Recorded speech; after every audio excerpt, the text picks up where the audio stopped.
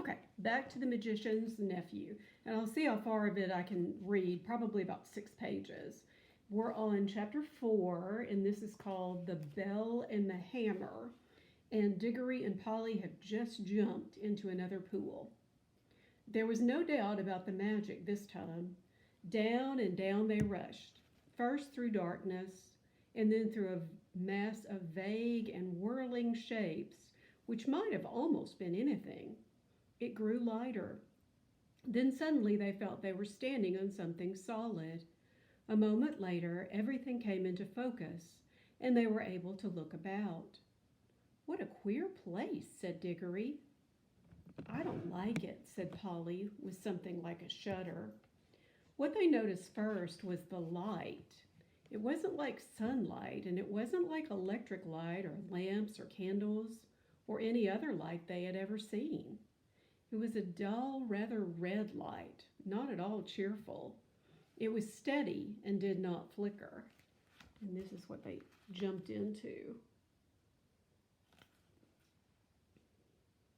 They were standing on a flat, paved surface, and buildings rose all around them.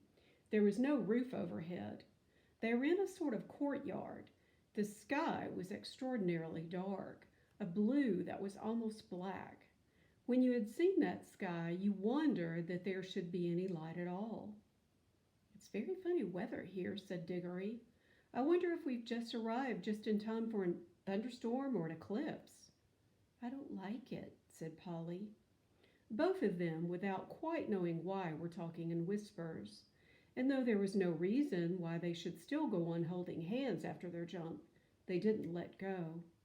The walls rose very high all round that courtyard.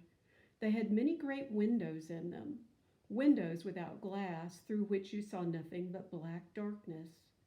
Lower down there were great pillared arches, yawning blackly like the mouths of railroad tunnels. You can kind of see them back in there. It was rather cold. The stone of which everything was built seemed to be red, but that might only be because of the curious light. It was obviously very old. Many of the flat stones that paved the courtyard had cracks across them. None of them fitted closely together, and the sharp corners were all worn off. One of the arched doorways was half filled up with rubble. The two children kept on turning round and round to look at the different sides of the courtyard. One reason that they were afraid of somebody or something looking out of those windows at them when their backs were turned. "Do you think anyone lives here?" said Diggory at last, still in a whisper. "No," said Polly, "it's all in ruins. We haven't heard a sound since we came." "Let's stand still and listen for a bit," suggested Diggory. They stood still and listened, but all they could hear was the thump, thump of their own hearts. This place was at least as quiet as the wood between the worlds, but it was a different kind of quietness. The silence of the wood had been rich and warm. You could almost hear the trees growing, and full of life. This was a dead, cold, empty silence. You couldn't imagine anything growing in it. "Let's go home," said Polly. "But we haven't seen anything yet," said Diggory. "Now we're here, we simply must have a look round." "I'm sure there's nothing at all interesting here." "There's not much point in finding a magic ring that lets you into other worlds if you're afraid to look at them when you've got there." "Who's talking about being afraid?" said Polly, letting go of Diggory's hand. "I only thought you didn't seem very keen on exploring this place." "I'll go anywhere you go." "We can get away the moment we want to," said Diggory. "Let's take off our green rings and put them in our right-hand pockets. All we've got to do is remember that our yellow are in our left-hand pockets. You can keep your hand as near your pocket as you like, but don't put it in or you'll touch your yellow and vanish." They did this and went quietly up to one of the big arched doorways which led into the inside of the building. And when they stood on the threshold and could look in, they saw it was not so dark inside as they had first thought. It led into a vast, shadowy hall which appeared to be empty, but on the far side there was a row of pillars with arches between them, and through those arches there streamed in some more of the same tired-looking light. They crossed the hall, walking very carefully for fear of holes in the floor or of anything lying about that they might trip over. It seemed a long walk. When they had reached the other side, they came out through the arches and found themselves in another and larger courtyard. "That doesn't look very safe," said Polly, pointing at a place where the wall bulged outward and looked as if it were ready to fall over into the courtyard.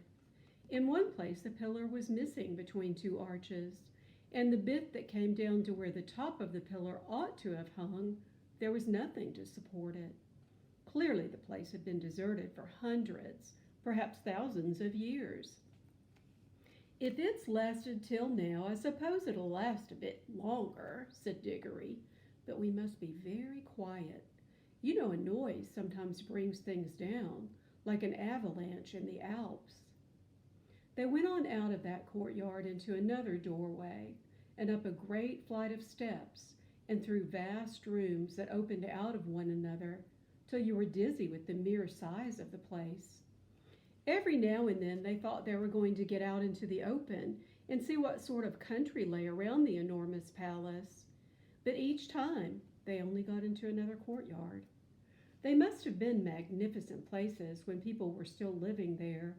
In one there had once been a fountain, a great stone monster with widespread wings stood with its mouth open, and you could still see a bit of piping at the back of its mouth, out of which the water used to pour. And here's a picture of that right there, so you can see what he looked like. Under it was a wide stone basin to hold the water. I think you can see it down there. But it was as dry as a bone. In other places there were dry sticks of some sort of climbing plant, which had wound itself round the pillars and helped to pull some of them down, but it had died long ago. And there were no ants or spiders or any of the other living things you expect to see in a ruin.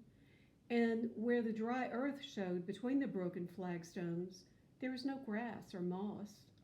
It was all so dreary, and all so much the same, that even Diggory was thinking they had better put on their yellow rings and get back to the warm, green, living forest of the in-between place, when they came to two huge doors of some metal that might possibly be gold.